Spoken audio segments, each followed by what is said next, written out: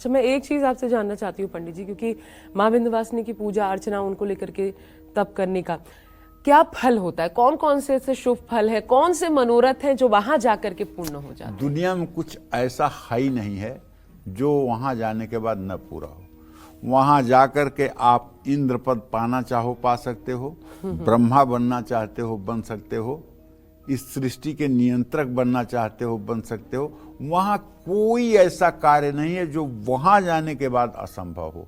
और ये छोटी छोटी भौतिक चीजें ये तो उनकी योगिनियां दे देती हैं।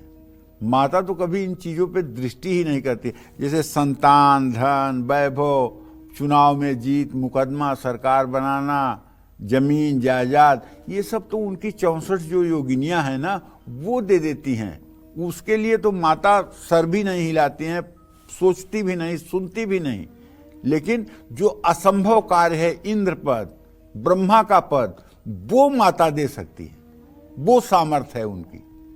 पूरा देवी भागवत उनके गुणगान से भरा हुआ है।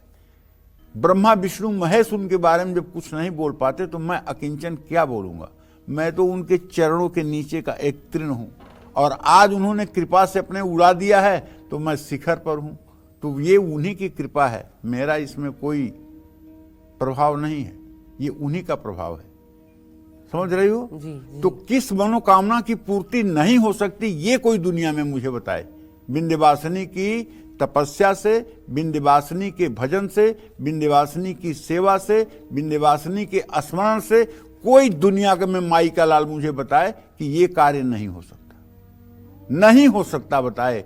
मैं तो कहता हूं इस चराचर जगत में जितना कुछ असंभव है सब वहां संभव होता है। जो भी व्यक्ति श्रद्धा पूर्वक मां विंध्यवासिनी की पूजा अर्चना करता है उसकी सभी मनोकामनाएं पूर्ण होती हैं। मां विंध्यवासिनी विंध्याचल पर्वत पर निवास करने वाली, लोगों का कल्याण करने वाली, महालक्ष्मी, महाकाली और महासरस्वती का रूप धारण करने वाली, मधु और कैटब नामक राक्षसों का संहार करने वाली भगवती यंत्र की अधिष्ठात्री देवी है। जो भी व्यक्ति मां विंध्यवासिनी की तपस्या, पूजा या अर्चना करता है उसको सभी सिद्धियां प्राप्त होती हैं। मां विंध्यवासिनी के 4 बार श्रृंगार होते हैं।